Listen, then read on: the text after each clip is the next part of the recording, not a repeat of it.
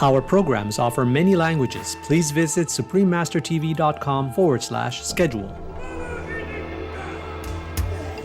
Te Papa Tongarewa means our container of treasured things and people that spring from Mother Earth here in New Zealand.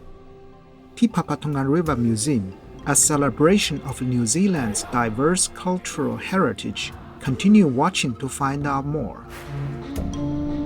Today's show we presented in English and Māori, with subtitles in Arabic, Aulacese, also known as Vietnamese, Chinese, English, French, German, Korean, Malay, Māori, Persian, Portuguese, Punjabi, Russian and Spanish. With joy in our hearts, the Indigenous Māori people say, e te ti, e te tā, tēnā rau koutou katoa. That's hello to all our beautiful viewers in Māori, one of the official languages of New Zealand.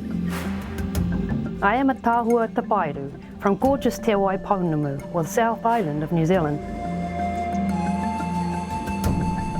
The pure-hearted Māori people send you, cherished friends, our noblest wishes.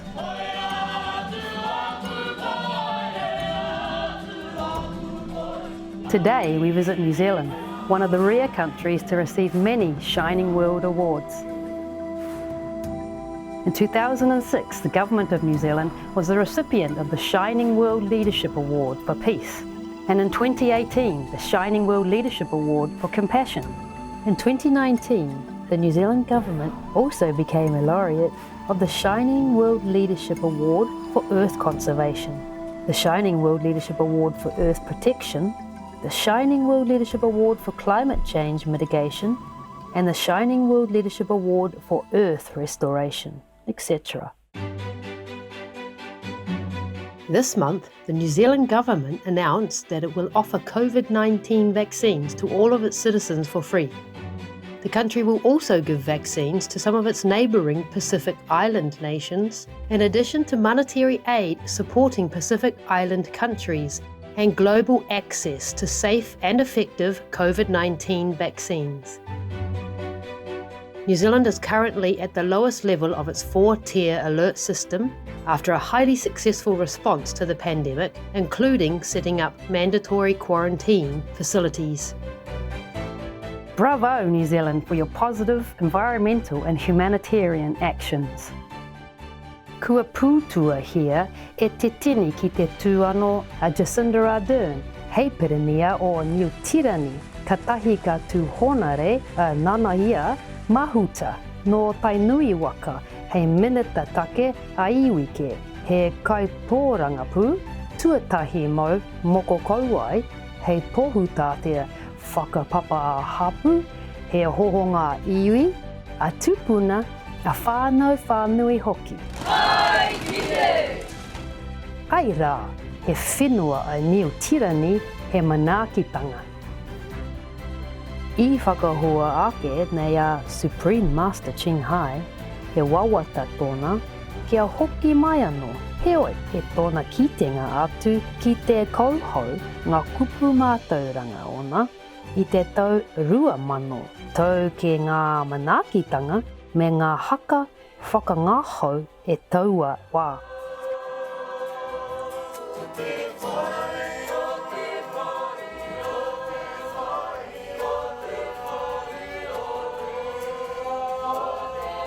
E ai, ki tā te Māori ko Aotearoa, te ingoa o te whenua e kia nei ko New Tirani, land of the long white cloud.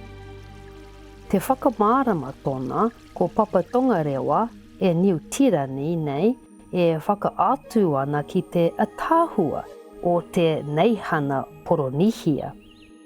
Ko te Papa Tongarewa te whare rongonui, kia mau e ngā mahi toi hitori, he whare pupuri o i ngā taonga motuhake o Aotearoa. Ko Papa Tongarewa te ingoa e New Tirani he whakaingoa hea e te Māori he whare pupuri taonga, he taonga tikanga, he whare pupuri taonga tuku iho, kua puawai i a Papa Tuanuku e New Tirani. Ka timata nai te tōna mō te papa i te ture paremata o New Tirani Te Papa Tongarewa Act of 1992 he whare whakaatu rangahau e pāna ki ngā ahurei kanorau. Kai te tū a Te Papa Tongarewa I te tauni mātua I Poneke, kai te ihu o te ika Māori e Niutirani. He wahi ki te taha o te wanganui a Tara. Tōna taketake, whakahirahira hei, whakaatu e ngā tauira, e ka rangaranga atu ki ngā manuhiri, kia tomo ki te ao ahure kanorau. He nui ngā whakarei e mahora ana ki roto e pā ana ki te hitori I te neihana nei, he ahurei rangatira ka mutu he toikai ariki e whakaatu ana. Aha kua kai konei ke tetahi wharipupuri taonga I te heke ngā mai o tau iwi mā I te wahi pūtaki tona, kua tutuki ngā whakaro I te tonga o te Papa Tongarewa, hei herenga ki wainga I te Tangata Whenua, nei a araka o te Māori me Ngāti Wikitoria e ai ki te Tiriti. By recognising and learning from the past, all New Zealanders can forge a path of solidarity into the future, creating a space for discussion and debate, as well as mutual celebration. Construction began in 1994, and the museum was opened by Her Excellency Dame Jenny Shipley, the Prime Minister of New Zealand at the time of its official inauguration in 1998. Te Papa Tongarewa has also become symbolic of the healthy tradition of bipartisan politics that exists in New Zealand. Since its opening, some Prime Ministers have made Te Papa Tongarewa part of their portfolio of responsibilities, including the current Prime Minister, Her Excellency Jacinda Ardern, who also served as New Zealand's Minister for Arts, Culture and Heritage between 2017 and 2020. The design of Te Papa Tongarewa Museum represents the identity of New Zealand as a nation.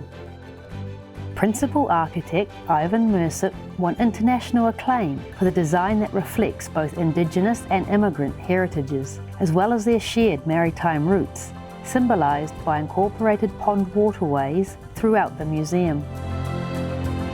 The entire museum is considered a waharoa, or traditional entranceway, that introduces visitors to a New Zealand rich in cultural and natural heritage. He mihi nunui ki a koutou kua tai mai nei ki te Rongomaraeroa Marae. He wahi whakahuihui tikanga tuku iho me tōna Māori ahurea. A iwi a hopouri Māori rānei, ko te mutunga iho he waharoa whakarei. Kia whakakotahi ai I ngā ahurei e rua a rānei he Māori, he Pakeha, katahi te horo whakakitenga matua. He wahi whakamana I te Māori o te tuhinga, Wairoa o Niutirani, ara ko te Tiriti o Waitangi I te tau 1840 I Waitongahea, ngātai e ngā rangatira Māori, Rimurau, te nui me ngā māngai, a Kuini Wikitoria or United Kingdom of Great Britain and Ireland. Te Papa is situated on a major geological fault line. The entire museum, 36,000 square metres in total, with a weight of 64,000 tonnes, is suspended on 152 giant shock absorbers, or base isolators, a system that was invented by world-renowned New Zealand scientist Dr. William Robinson. The lead rubber bearing, or LRB system, allows the building to safely move up to half a metre in any direction. The system has now been implemented at many seismic sensitive locations all over the world. These base isolators are part of the exhibition, with the general public allowed access to the basement area to have a look. Visitors can also explore the free permanent exhibition Te Taiao, or Nature. Many of the installations are interactive, which is exciting for children and adults alike. Visitors can learn about a multitude of topics, such as New Zealand's delicate geological makeup and how its incredibly unique topography developed since it split from the Gondwana land supercontinent 83 million years ago. Many New Zealand species of plants and animals are documented and displayed, such as the mighty moa. The moa is the tallest bird to have ever existed on the planet and is unique to New Zealand's natural history. Some moa species stood as tall as 3 metres, 10 feet in height, and weighed approximately 250 kilograms, 550 pounds. The incredible fossil information at Te Papa Tongarewa tells us that the moa first existed around 60 million years ago.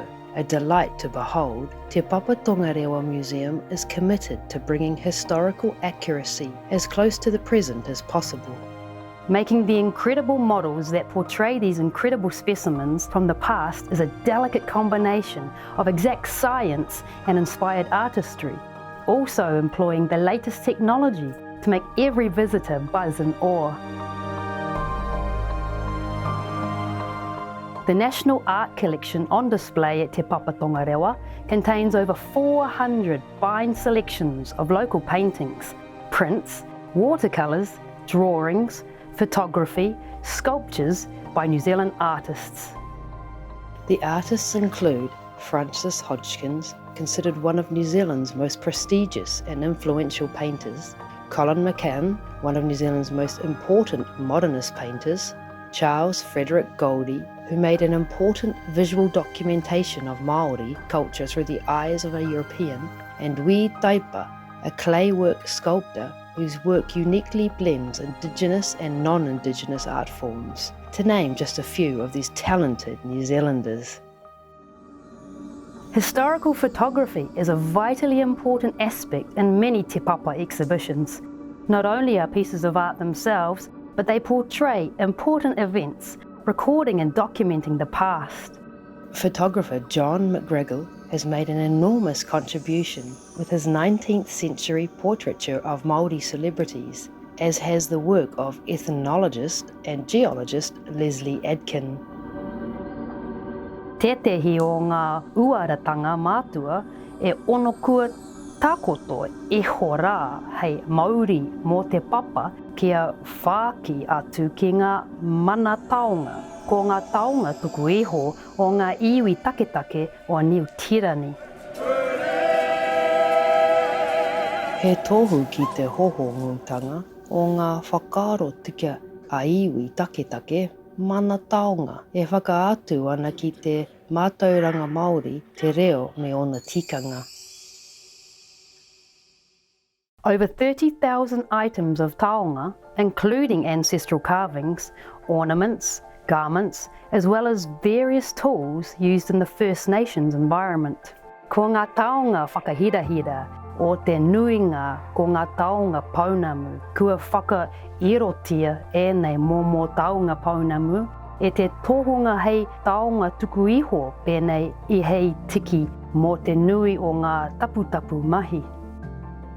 E ai ki te pūkōrero a ngā te waiwai o te tai pauteni e te wai paunamu, ko tōna e mea ana ko pauteni e tani whamo rika, kua mate aroha rawa atu ki a waitaki, e wahene pūrotu no rawahi, nā te karaki a pauteni I huri ki a waitaki ki te paunamu hei taonga monamo ake tonu. The multifaceted nature of New Zealand's cultures and heritage are lovingly displayed at Te Papa Tongarewa. Highly popular with New Zealanders and international visitors alike, Te Papa Tongarewa is reputedly one of the best museums of its kind in the world. For more information on Te Papa Tongarewa Museum, please visit tepapa.govt.nz.